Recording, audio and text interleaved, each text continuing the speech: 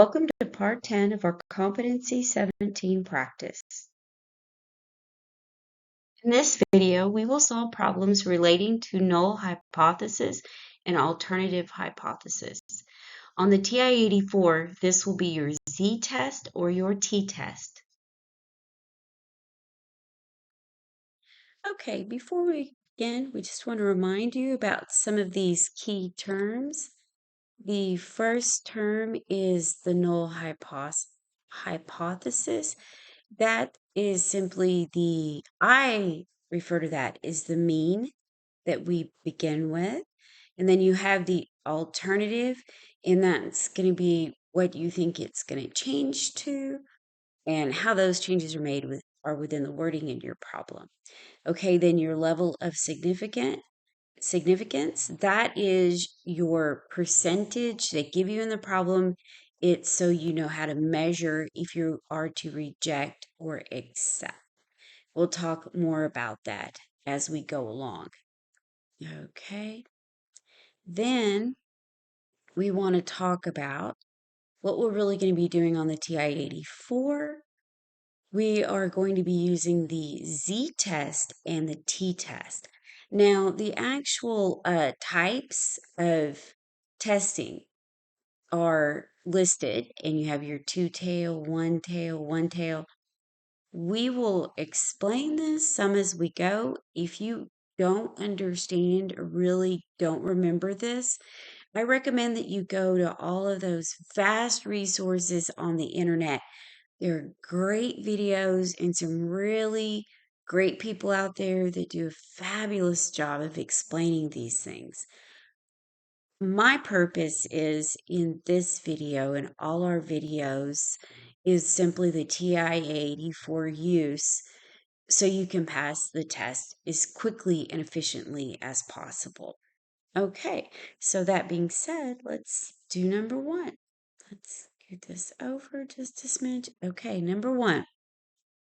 Among all of the homeowners in Dallas County, a researcher has claimed that the average age of homes was 19 years. Okay. All right. A current study of 50 homes reveals an average of 21 years. This is our N, 50, with a standard deviation of 2 years. At the 10% level of significance, what decision should be made concerning the researcher's claim? Okay, the first thing we needed to do is to decide, are we using a Z-test or a T-test? Well, just as some of our elements that we did in prior videos, doing our intervals, that 50, that's our N, and it's greater than 30. If it's greater than 30, we go with the Z-test. So we will be using the Z-test. So that is stat, and it above here, below there, stat over, right below the image. See, that's what I'm doing right here. Okay, then we don't have to push any numbers. We just enter. Now, the difference between data and stats. Data, you've got to put information into the TI-84. In your L1, your L2, we are not using data. We are using stats. So because we're using stats, we just take the numbers out of our word problem and put them right in. So let's clear that out. So our mu naught means original, okay? If you know anything about mathematics, as far as going on past just your first few years in college, you know that you have a starting is your naught, that little index of 0. So our starting value is our claim of 19. They're saying, hey, this is our start. But now the rest of this is our new information. So that new information, a current study, we have a deviation of 2. Now we have a new mean. Well, they're saying, hey, it's 21. It's different. Okay. Now our N, our sample size is 50. Okay. Now we need to decide, are we going to select A, that it's the same, or are we going to go with A, less than or greater than? See where we're flashing there? You can arrow over on those to make the selections. Let's go to our word problem. Our word problem makes no claim of less or more. Because of that, we will go with what's flashing there. You enter and it keeps it. Okay. Now, enter down. Now, this coloring of light blue, we'll get to that on other questions. Yes, you can change it back and forth. Now, we're not drawing, we are calculating. So that's our p-value. Okay, make note that sometimes your p-value is going to be in a scientific notation. Let's go to our answers. Well, they were nice. At least they gave us the scientific notation and they didn't try to type all of it out. Okay, well, we can eliminate C and D. They're gone. Now, are we going to accept? And we're going to talk about this wording. Right now, we're going to use accept. Definitely always reject is used. So are we going to do one or the other? Okay, in this situation, we see that our p-value over there, okay, we see that p right here is this guy right here.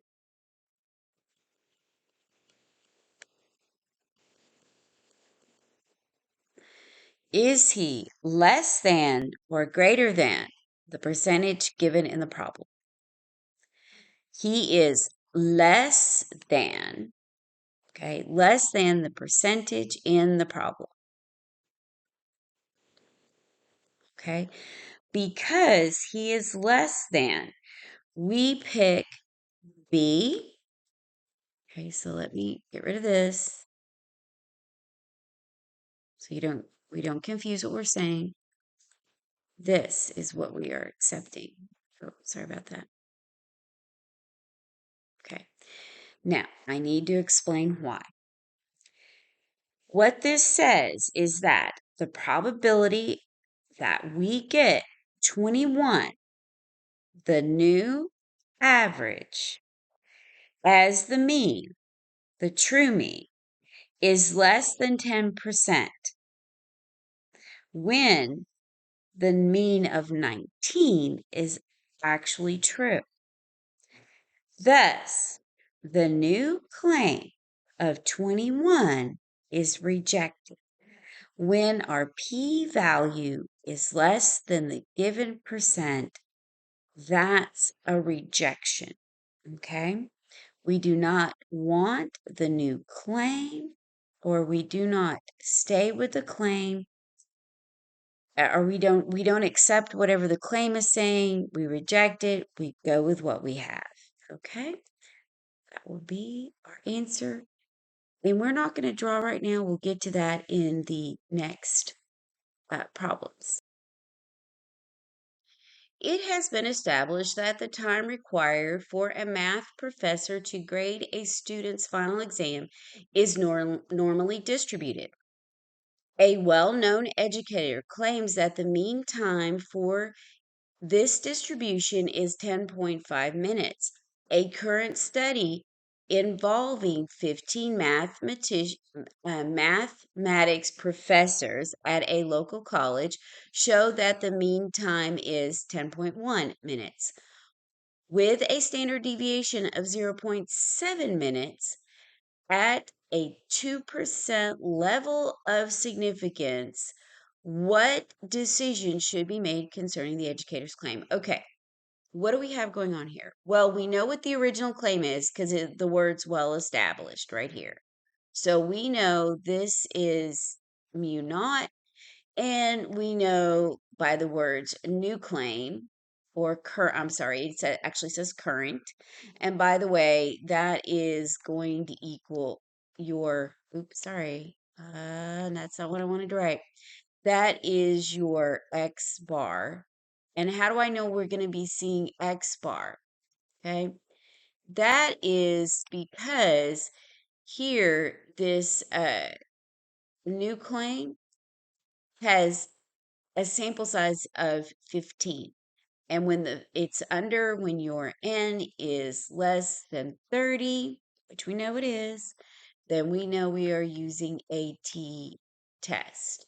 Okay, we're not talking about the population, we're talking about the sample. Regardless, it's kind of interchangeable in some situations. You'll figure that out, but it doesn't matter for us right now.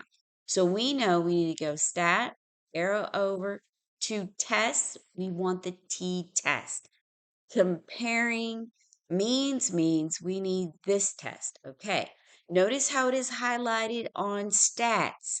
We are given the stats. We're not given data to enter. We're good. Now, everything is entered. Please pay attention. The first one is 10.5, as you notice, and it says it has the mu naught, okay? Now, the second one has X bar. Pay attention, okay? It depends on what you enter and what textbooks you're looking at, okay? Or who wrote the question. Then standard deviation doesn't have that little swirly, like Q looking thing, okay? I know, I'm not saying the official name to it. Who cares? Okay? That's your standard deviation, and I've already entered in 15. And notice, if you choose t-test and you look up and it says t-test and your number is 30 or greater, you know you've used the wrong test, or you're not retyping. It's from the last problem, so double check. Now, let's look at what we have entered here. What are we doing with the means? We are comparing the means. Now, how do I know which one? Well, I have it highlighted correctly because in the sentence, mostly above with the first mean, they would have said some kind of less than comparison test, okay? It is less than or equal to, or it is greater than. They don't say that here. The first professor says, this is the mean, that's it. Then this other guy comes along and says, you're wrong. You need to reconsider. I'm saying it's this one. So whatever. That's how you know the difference, right? I mean, I don't care about how much time it takes for me to grade my papers. It is what it is, you know? But there you go. So that's how you know which one to use, okay? And then if it doesn't say equal, I mean, if it isn't, this one says this and this one says the other in a direct comparison, then you have to read the question. We'll figure that out in a minute. But for us, we have it correct. We arrow down, press calculate. Now, our p-value is first, get rid of your options. So mark out the ones that have the wrong p-value, okay? All right. Now, we have two left, and we have to be careful. Our p-value. Now, I'm going to call this 2% P1. And then this one on the calculator, I'm going to call it P2. Now, we're looking at 2%. 2% are measure, okay? So if P1 is less than the 2%, it all depends on what it looks like. So if P1 is greater than P2, then we stay with P2. Whoever has the greater p-value is the one you have to pay attention to. You have to not reject it or accept it. You have to give it some kind of attention. So in this case, our P2 on the calculator is greater. So this guy must be kept. And their wording is not rejected. Two popular things. It says is accepted or is not rejected, or those kind of things.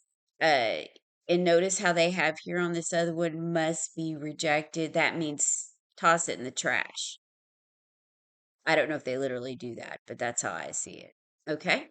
All right. So that's kind of how you can work with this. All right. So you don't have to do a bunch of calculations. I know in college you are taught to do about a bunch of calculations for the certification exam. That's not what they're asking. What they really are asking more is, do you know what the p-value means? Do you know what the difference is? Do you know to use a t-test or a z-test? That kind of thing. Those will be the questions that you're asked. Okay. All right. So let's look at number 3. Okay. Among all the hospitals in a particular state, a state health official has claimed that the average noise level is at least equal to 60 decibels. At least equal. That tells us we're not going to do the same comparison as above. It's going to be a less than or greater than. Okay. So I know we're going to put 60 in the calculator for the original. Now, see where the words say here, a recent study of 40. That's a Z test. Sorry, I wrote one thing and said another. Shows a mean noise level, okay, which is less than the 60, okay, with a standard deviation of 4 at a 5% level of significance. What decisions should be made concerning the health official? They always kind of end with that kind of phrasing. You'll notice a pattern in phrasing even at the college level. They're all pretty standard in their textbooks. Okay, so what do? Well, we've got to go back to stat test, and number 1 this time is what we want. So press enter. We're still doing just stats. So then you go down, and what is our first? Our mu naught is 60. Okay. Then we actually have the little Q looking symbol. So that is going to be 4. Okay. You kind of notice how the look is slightly different from the t-test.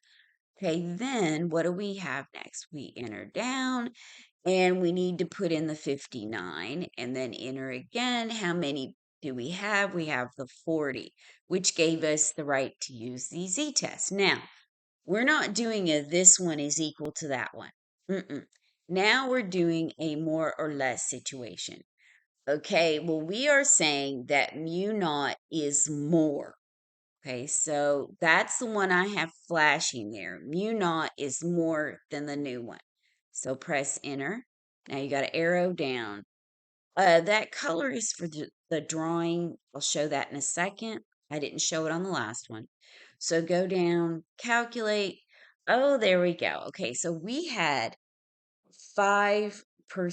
All right, so that means, okay, the 5% is P1. So I'm going to say 5%. Actually, I'm not even going to do that. I'm going to do it like this. What? That way, kind of making sense of it. Let's go 0.5. Oh, I can't even do that right. Okay, there you go. All right, this equals P1. And over here, P2 is roughly equal to 0. Okay, we're going to do some rounding for comparison's sake. Okay? All right. Now, what did I say? Whoever's larger is the one we take. All right. So this is what we have. So that means first we look at our calculator, get rid of the p values that are unacceptable. Okay. Then we look at the 2 we have left and who do we keep or who do we not reject? Okay, that would be P2. The claim must be rejected? No, we can't reject him. And notice that we're talking in every one of these sentences, they're not talking about the original claim. They're talking about the new claim. That's another thing that can be confusing. So we're going to take D. Okay. Now let's look at number 4. Oh, before we look at number 4, man, I kind of alluded that I would do this. Okay, we're going to back out, go back to stats. I could have just gone to stats. All right, so let's go with everything that's still entered and let's draw this and see what it looks like. This is important. You may have these drawings on a test. Ah, oh, and notice I have remnants of what I had in the calculator. So let's go over here and see what I'm doing. I'm going down, I'm leaving them in, and oh, I want to do that here. It went too far. Okay, I want to go back over. And if I just push enter, if it's highlighting on the equal and you see that it's not actually highlighted, now let's go back to graph. Give it a second. It'll take a sec. Oh, it doesn't want to draw. I'll have to go back through the whole process. Yeah. Okay, here. Go to draw, enter. There we go. Okay. Notice that that's a one-tailed test and what's over here in the the zone on our z-test. Okay. And see how we have the p-value. And it even gives us the negative z-score. Okay. Just a little clue as to what we're looking at, right? So that means the reason that we don't reject it is it's made it to where the old decibels are above. So what it's done is it's shown that that zone is decreased, okay? You know, that there's a better test out there that shows a better result. And the result that's better is one that is less, okay? All right. So let's look at number 4 now, okay? All right. Along Interstate 35, many motorcyclists seem to obey the posted speed limit. A Department of Transportation official has claimed that the average speed is no greater than 62 miles per hour. Okay, so they're saying that the speed is no greater than. So they're saying that the speed is got to be less than 62 miles per hour. Okay. A recent study, oh, and that equals our mu naught. Okay. A recent study of a random sample of 25 vehicles. Well, that's going to be t-test. Okay, that uses this interstate revealed that their average speed was actually 65 miles per hour with a standard deviation of 2.5, assuming the average speed is normally distributed. That's always important because if we don't have a normal distribution, we couldn't use this calculator test anyway. Okay, and then we're looking at 1%. They really want this to be close, okay? And this is just another way of notation for p-value, all right? What decisions should be made concerning the, okay, those are standardized words, all right? You'll see those often. All right, so let's go stat, go over, and we're using a t-test because we had a smaller number. So let's push enter here. Oops, oops, oops, oops. Where did I go? I didn't go to the right thing. T-test, enter. I'm not sure what I was pushing. Okay, so let's go down. We're in stats still, and the first number we want is, no, I want 62. I almost put 60 in again. All right, enter. And now they're saying no, people go faster. And then our standard deviation to 2.5 miles either way. All right, now let's go down. How many? 25. And notice that that had 40 in there. So if you start entering information and you realize that you're in the wrong test, if you pop over to another one, it'll still be in there for you. Okay, now we have to make an executive decision. Okay, are we saying our mu naught is less or greater than the new one? Okay, we're saying it's less than the new. The new mean is less. So what you do is you go down and arrow over, make sure you push enter. Okay. All right. Now, and remember, we're measuring against 1%. Okay. Now let's push calculate. And there we go. Wow. That's pretty. It looks substantial, but look here at this. Actually, it's so small. Looks like that we have a situation where it had to give a scientific notation. The calculator spit it out, said, "Hey, I can't handle this. This is what you get." Okay. So it kind of like threw its hands up on us today. So mark out the ones that are not the correct p-value. Okay. Now, I need you to notice something. These are the same here. Those are the same p-values. They're just trying to trick you. All right. If you count, you can see 2, 4, 2, 4, 6. See what I mean? Okay. Either way, what are we doing? Well, whoever is greater has a better chance. So let's see what we got, what we have here. P naught, or let's say P1. Okay, that is 0, 0, 1. Okay. Is he greater? Yes, he's definitely greater than 0.00 da da da da da da da than 1. Okay. Or 1, 7. Right. So P1 is greater. So that means that it must be rejected. It's going to go in the trash. He did not make the cut, right? His p-value was way too small, not significant enough evidence. All right. Okay. Let's move on to number 5.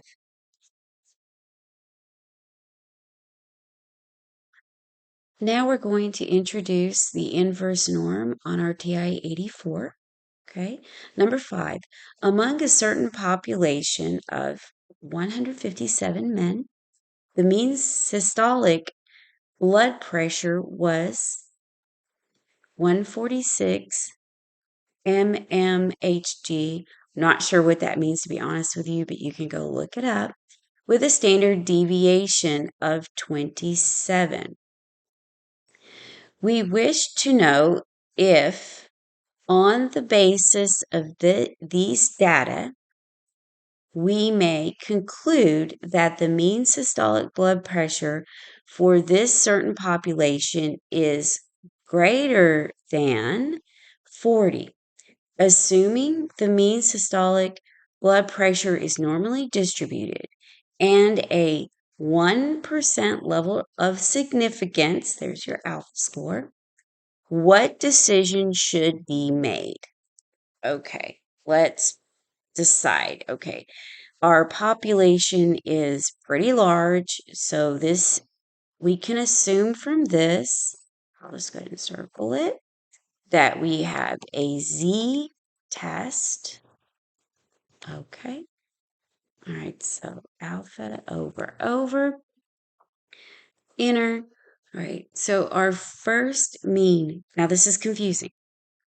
They actually are introducing uh, the new study first, or an original, a first study being the new study. I'm not sure how it's, what's behind this information. However, we see that they're trying to see if the for this that the claim, so with the claim greater than 140, because of that, that is our mu naught. Okay, so that means that we put 140 in first because it's with our claim. That's how I rationalize it when I'm just trying to take a test. There's more to this explanation. You can do that on your own. Okay, now we have a standard deviation in the actual study. This is the study itself. That's 27. Now, from that study, they're saying they have a mean of 146. And the actual amount of people in the study is 157. Okay, now we are going to measure that greater than 140. So in our calculator, we need to think about this. That means that we need to say, they're saying that from our study, that it's actually greater. So we go over here where it's blinking, we're going to use that again. Because what they're saying is the study above that mean is truly greater than your mu naught. Okay? All right, let's arrow down and enter. Okay. And we get a p-value of 0.0026. Okay. That won't work. That won't work. That isn't going to work. Looks like they rounded. Okay, great. Well, from that, to me, it looks like that's going to be the answer. But just in case we entered things wrong, make sure, or we're looking at things wrong, make sure that it matches the rejection or accepting. I say we're correct. Okay, so our P, okay, we've got 1% here. Our P equals 0.003. Is that, remember, if we reject, it says reject. If we reject, it must be less than.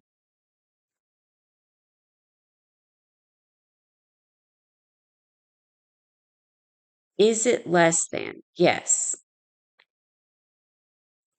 Definitely less than. Okay. So we know that C is our option. Okay, moving on. Let's talk more about the z-score itself and the one-tailed and the two-tailed and how this would really look. Remember when we tried to draw it before, that we just didn't get a good drawing out of our calculator. We can go back for this problem and go see what we get. Okay.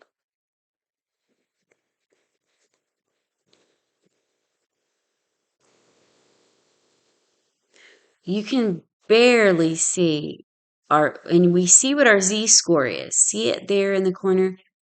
You can see a little bit darker over here on this side. That's not enough to make a visual decision with the calculator when you're testing. Okay, but make a note of your z-score. Oh, looks like they have the z-score here. Okay, yeah. Well, let's go ahead and write it. That's funny. Okay, so let's 2.7844. Okay. So now we've made a note of what our z-score is. We've drawn it. We can see it's not too helpful to the human eye. So, but because our z-score is positive, it's positive. We know that over here, somewhere on the right-hand side, we know that we need a right-hand side. And we know that also from what we put in our calculator. So we need to select this. Now, let's go do our inverse norm. Let me explain to you where I'm going with this. Okay. So that second bars, okay, and inverse norm, as you can see, is number 3. Okay. Now, what we want is to go back to this alpha. We want this significance level. We want 0.01. Put that in your calculator and you're going to enter. Leave the 0, mean, and the standard deviation of 1. Why am I saying that? Because we're using a normal distribution and a z-score, and we want to compare and draw out and explain our rejection zone. We are creating the actual rejection zone that we couldn't see in our calculator. So I'm going to go for right-tailed test because that's what we actually entered in the calculator. Enter, enter. I'll have to arrow down. Okay. That gives us the comparison z-score. Comparison z-score. Okay. So let me draw that in. Remember, we're comparing this. Where would that be? Well, there's our 2.5. Uh-oh, looks like my picture moved a little. It actually should be over a little. I'm not sure how that happened, but it happened there. Looks like some things needed adjusting. Okay, so where should that be? Somewhere in here, right in here, we'll have 2 point, we're going to round to 3, 3. 3, 3. That is the Z. Okay, roughly. Now let's highlight in. I'm going to pick this. Okay, and a very tiny little drawing. So that means this little bit right here, that's our rejection zone. Reject. That's our zone of rejection. Where was our true z-score? Okay. I don't know that it matters if I change to something brighter or not. Our true score was 2 point, say, okay, was somewhere over here, closer to 3. Okay, so it was 2.78. So obviously, our z-score is in the rejection zone, and that verifies that our p is less than our level of significance. And see, this is the z-score that we imply by that alpha equaling 0.01. So we're within the rejection zone. Okay, that's our last question and our final explanation for this video. Thank you so much for watching and being forgiving and patient with my explanations. I truly hope they're successful, and good luck on this portion in any of your testing. If you like us, think about subscribing and giving a thumbs up for this video. Thank you again.